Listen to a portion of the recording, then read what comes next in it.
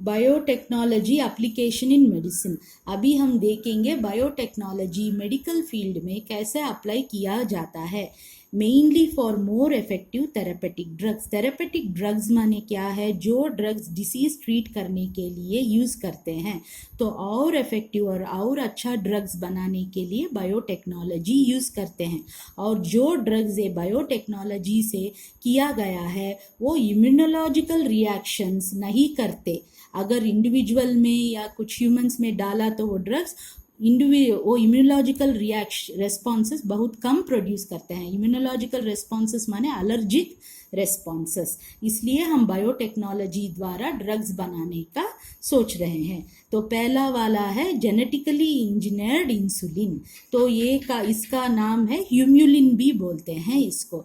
Usually ये कहाँ use होता है? फॉर डायबिटीज़ कंट्रोल को यूज़ होता है, क्योंकि डायबिटीज़ लोगों में इंसुलिन प्रोडक्शन कम रहता है या कुछ लोगों में नहीं रहता है, तो इसलिए हम उन लोगों में जेनेटिकली इंजीनियर्ड इंसुलिन यूज़ करते हैं। पहले क्या करते थे?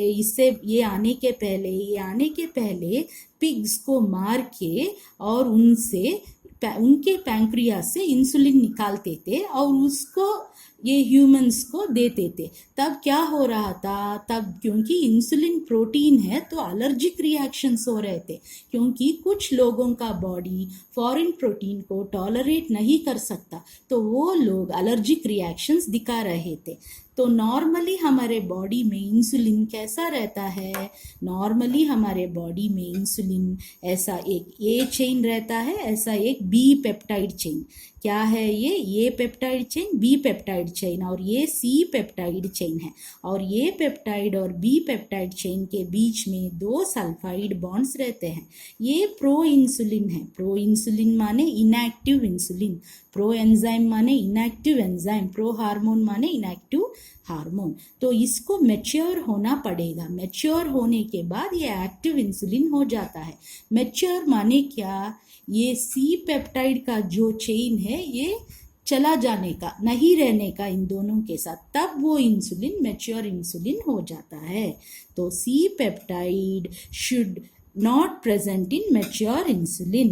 C peptide is not present in mature insulin. Next हम जाएंगे, हम अभी क्या बनाने का? जेनेटिकली इंजीनियर्ड इंसुलिन बनाने का। कैसे बनाएंगे? Using recombinant DNA technology.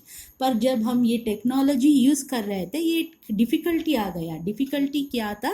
Getting assembled insulin into mature insulin. हम इंसुलिन को मैच्योर इंसुलिन बनाने में हमको डिफ़िकल्टी आ गया। वो सी पेप्टाइड चेन कैसे निकालने का, उसमें हमको डिफ़िकल्टी आया। तो अभी एक अमेरिकन कंपनी एली लिल्ली करके एक अमेरिकन कंपनी फॉरवर्ड आया। माने in 1983 an American company Eli Lilly, उसने क्या किया? It made 2 DNA sequences of A and B chains. 2 DNA sequence, एक ए चेन का DNA सीक्वेंस बनाया और एक बी चेन का DNA सीक्वेंस बनाया। तो क्या DNA सीक्वेंस माने क्या? जीन को ही DNA सीक्वेंस भी बोलते हैं, छोटा वाला। तो अभी उन्होंने ये 2 सीक्वेंसेस को क्या किया? ई कोलाई बैक्टीरिया के प्लास्मिड में इंट्रोड्यूस किया। तो यहाँ पे देखो, ये वाला ये DNA सीक्वेंस यहाँ ये प्लास्मिड में और ये बी वाला DNA सीक्वेंस ये प्लास्मिड में। तो ये रिप्लिकेट होता गया और यहाँ पे ये चेन प्रोड्यूस हो गया, यहाँ पे बी पेप्टाइड चेन प्रोड्यूस हुआ। तो दोनों चेन सेपरेट प्रोड्यूस हुआ। बाद में इन दोनों चेनों में डबल सल्फाइड बॉन्ड बना दिया गया। तो यहाँ पे क्या हो गया? ये ह्यूमन इंसुलिन की तरह ही हो गया और इसको उन्होंने मार्केटिंग में डाल दिए। तो पहला वाला डायग्राम थोड़ा कंफ्यूज मत होना, क्योंकि ये भी 2 ही सल्फाइड बॉन्ड है।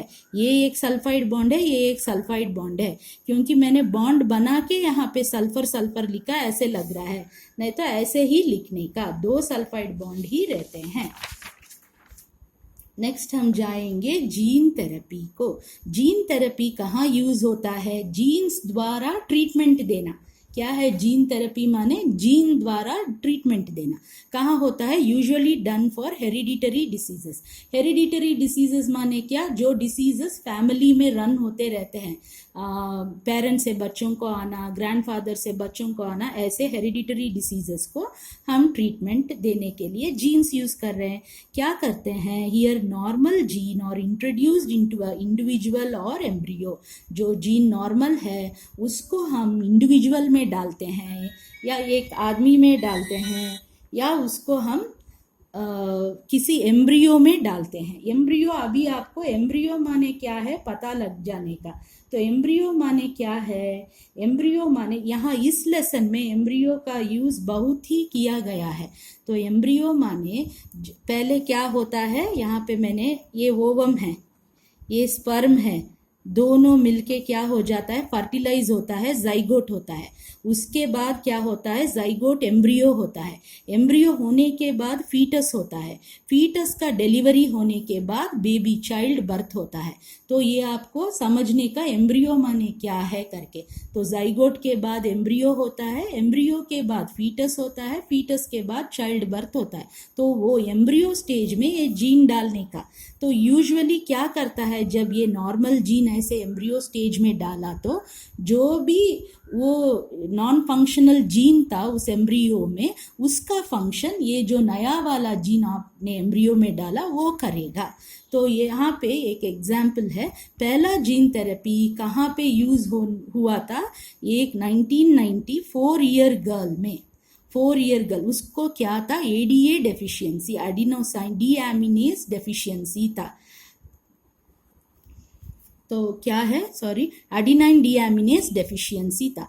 एडीए एक एंजाइम है, अगर वो एंजाइम है तो लिम्फोसाइट्स अच्छी तरह से काम करते हैं, अगर वो एंजाइम नहीं है तो लिम्फोसाइट्स काम नहीं करते। लिम्फोसाइट्स का काम क्या है, जो भी डिसीज हमारे अंदर बैक्टीरिया या वायरस कुछ भी एंटर हो तो उसको जाके वो अटैक करता है लिम्फोसाइट्स, और हमको तब डिसीज नहीं आता। अगर हमारा लिम्फोसाइट्स वो काम नहीं किया तो हमको बार बार डिसीज आता ही रहेगा, क्योंकि हमारा इम्यून सिस्टम ही क्या हो जाता है, डाउन हो जाता है। तो इन लोगों को जिनको ये एडीए एंजाइम का डेफिशिएंसी हो जाता है, उन लोगों को बार बार निमोनिया, बार बार डायरिया आता रहता है, बार बार स्किन रैशेस होते रहते हैं। तो एडीए डेफिशिएंसी क्यों होता है, क्योंकि डिलीशन ऑफ जीन के वजह से एडीए डेफिशिएंसी होता है। क्यों होता है, डिलीशन ऑफ द जीन की वजह से एडीए डेफिशिएंसी होता है।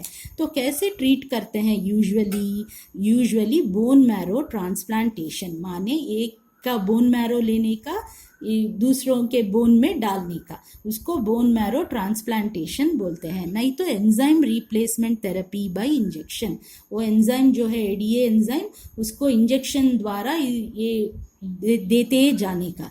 पर both these methods did not produce permanent cure, दोनों मेथड परमानेंट क्योर नहीं प्रोड्यूस किए। तो क्या किया इन लोगों ने, वो जीन थेरेपी यूज करने का सोचे।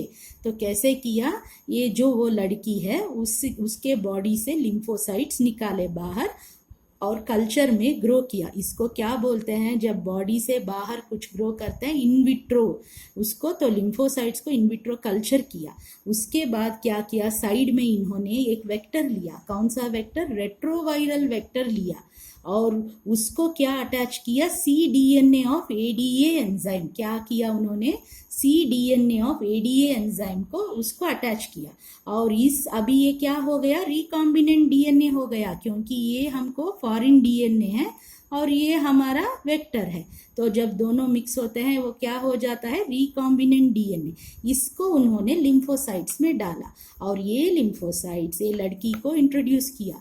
तब क्या हुआ, थोड़े देर तक एडीए एंजाइम वो प्रोड्यूस होता रहा और वो लड़की भी आराम था। पर ये लिम्फोसाइट्स भी कुछ देर के बाद मर जाते हैं, the cells would die after few days, तो लिम्फोसाइट्स भी मर जाते हैं। तो क्या करने का, so periodic infusion was required of genetically engineered lymphocytes. तो ये कौन सा लिम्फोसाइट्स है, जेनेटिकली इंजीनियर्ड लिम्फोसाइट्स है। तो इनका इंजेक्शन बार बार लगाना पड़ा उनको। तो उन्होंने फाइनली एक ट्रीटमेंट ढूंढा। क्या ढूंढा, if gene from marrow cells producing ADA is introduced into the cells of embryonic state, that will be the permanent cure। माने जो मैरो सेल्स है उनसे वो जीन निकालने का जो ADA प्रोड्यूस करता है, तो वो मैरो सेल से वो जीन निकालने का जो एडीए प्रोड्यूस करता है, वो जीन को क्या करने का, जब माँ के पेट में एम्ब्रियो रहता है उसी स्टेट में वो जीन डालने का, तब जाके ये परमानेंट क्योर होता है।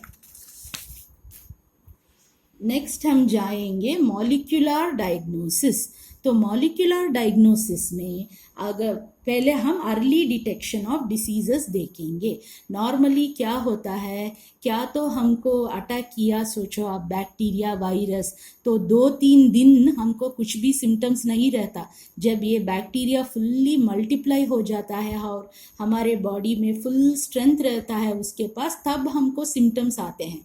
तब हमको क्या होता है, तब हम जाके यूरिन टेस्टिंग करते हैं, ब्लड टेस्टिंग करते हैं। तो क्या हो गया, बहुत टाइम बीत गया, तो वो टाइम सब वेस्ट हो गया, पर बैक्टीरिया बहुत स्ट्रांग हो गया, तो हमको डिसीज आ गया।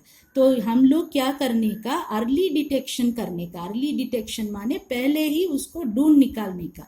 कैसे ढूंढेंगे, आरडीएनए टेक्नोलॉजी से, पॉलीमरेज चेन रिएक्शन से, एलाइसा से। ये recombinant DNA technology, polymerase chain reaction, ये एलाइसा है, एंजाइम लिंक्ड इम्यूनोसॉर्बेंट अस्से है, तो इससे हम करते हैं। तो यहीं पे लिखा है, बैक्टीरिया और virus has attacked a person initially, disease is not detected as no symptoms are produced. हमने बताया पहले सिम्टम्स नहीं थे, हम डिसीज डिटेक्ट नहीं कर पाएंगे। बाद में जब बैक्टीरिया बहुत स्ट्रांग हो जाएगा, हमको फुल डिसीज आएगा, तब हम डिटेक्ट करते हैं। इसलिए क्या किया, अभी पीसीआर में क्या करते हैं, पहले ही अगर हमको सस्पिशन आ गया, सोचो आप इसको ये डिसीज होगा करके, उसका ब्लड निकाल के क्या करेंगे हम लोग, एम्प्लीफिकेशन ऑफ द बैक्टीरिया और वायरल न्यूक्लिक एसिड रहता है ना उनमें, उसको हम एम्प्लीफाई करते हैं। तब क्या हो जाता है, हमको वो दिखता है वो डिसीज, बहुत सारे न्यूक्लिक एसिड प्रोड्यूस करने के बाद हमको वो डिटेक्ट हो जाता है वो, हाँ इसको ये डिसीज है करके। तो ऐसे पीसीआर यूज करते हैं। और ये कहाँ यूज करते हैं, जब भी हम कुछ एड्स पेशेंट को सस्पेक्ट करते हैं कि इसको HIV होगा, तब हम जाके पीसीआर करके उसको HIV इन्फेक्शन हम डिटेक्ट करते हैं। नेक्स्ट यूज देखेंगे बायोटेक्नोलॉजी का मॉलिक्यूलर डायग्नोसिस में। नेक्स्ट यूज में हम म्यूटेटेड जीन कौन से सेल में है कैसे पता लगाते हैं। ये प्रोब रहता है। प्रोब माने क्या है, it is a single stranded DNA और RNA tagged with radioactive element. तो क्या है ये सिंगल स्ट्रैंडेड रहने का, तो सिंगल स्ट्रैंडेड डीएनए रहने दो या आरएनए रहने दो, डबल नहीं, सिंगल स्ट्रैंडेड रहने का। ये सिंगल स्ट्रैंडेड डीएनए है, यहाँ पे रेडियो लेबल लगा लिया, या आरएनए है उसको रेडियो एक्टिव एलिमेंट अटैच कर दिया। तो क्या हो जाता है, जब तुम रेडियोग्राफ निकालोगे ये दोनों दिखेंगे, क्योंकि इनके पास रेडियो एक्टिव एलिमेंट टैग हुआ है। तो अभी हम क्या करेंगे, इनको हम इंट्रोड्यूस, ये सिंगल स्ट्रैंड रहने का, सिंगल स्ट्रैंड डीएनए या सिंगल स्ट्रैंड आरएनए रहने का, this is introduced into clone of cells to hybridize with their genetic material और कॉम्प्लीमेंटरी स्ट्रैंड। सो इन लोगों को हम क्या करेंगे, ये क्लोन ऑफ सेल्स में इंट्रोड्यूस करेंगे और ये जाके वहां पे अपना कॉम्प्लीमेंटरी स्टैंड ढूंढ के उनके साथ ज्वाइन होते हैं। तो यहाँ पे देखो ATGC, तो इनका कॉम्प्लीमेंटरी स्टैंड कौन कौन हुए, TACG ये हुआ, TACG ये भी हुआ, TACG ये भी हुआ, TTCG ये नहीं होता, तो ये नहीं होता। तो ये क्या करता है, इन तीनों से कॉम्प्लीमेंटरी बनाता है, इससे नहीं बनता। अभी हम रेडियोग्राफ निकालेंगे तो रेडियोग्राफ में ये तीनों दिख जाएंगे, ये नहीं दिखता, तो हमें मालूम पड़ गया कि ये सेल में यहाँ पे म्यूटेशन है करके मालूम पड़ गया। So this won't appear in autoradiograph as it is having mutated gene, so it won't form complementary, it won't form complementary. Here these appear on autoradiography because of radioactive element is labeled to the probe and this probe has done complementary basing with that. तो इसके बाद last हम molecular में क्या देखेंगे, ELISA. ELISA माने क्या, enzyme linked immunosorbent एसे। ELISA के बारे में बोलना है तो 2-3 पेज बोलने का, पर बुक में इतना ही दिया है। उसका प्रिंसिपल क्या है, एंटीजन एंटीबॉडी इंटरैक्शन, ये MCQ है। तो एंटीजन एंटीबॉडी इंटरैक्शन उसका प्रिंसिपल है। तो पहले आपको एंटीजन और एंटीबॉडी वो लेसन आने का, अगर ये समझ में आना है तो क्या करता है एलिसा, अगर कोई इन्फेक्शन हुआ तो any infection it will find out, ELISA कैसे फाइंड आउट करती है, finding antigen of the pathogen, pathogen का एंटीजन डिटेक्ट करके फाइंड करना, या finding the antibodies formed by the body against the pathogen, या वो एंटीबॉडीज को फाइंड करना जो हमारा बॉडी वो पैथोजन के अगेंस्ट में करता है। तो अभी आपको समझ में नहीं आया होगा। तो ये हमारा ह्यूमन बॉडी समझिए आप। तो ये बैक्टीरिया है, तो ये बैक्टीरिया के पास क्या होगा, एंटीजन होगा। ये बैक्टीरिया आके ह्यूमन बॉडी को अटैक किया तो उसके पास वो एंटीजन है। तो एलिसा क्या करता है, ये एंटीजन को फाइंड आउट करता है। ऐसे एक वे है, one way is that it will find out the antigen of the pathogen. Second way क्या है, ये एंटीजन के लिए हम लोग क्या करते हैं, एंटीबॉडीज प्रोड्यूस करते हैं इससे फाइट करने के लिए। तो ये एंटीबॉडीज को सेकेंड वे में, the second way of ELISA is finding out these antibodies which will work against that this antigen. तो ये डिटेक्ट करने का सेकेंड वे में क्या करता है, ये एंटीबॉडीज को जो हमारे बॉडी ने एंटीजन अगेंस्ट बनाया वो डिटेक्ट करके भी वो डिसीज फाइंड आउट करता है।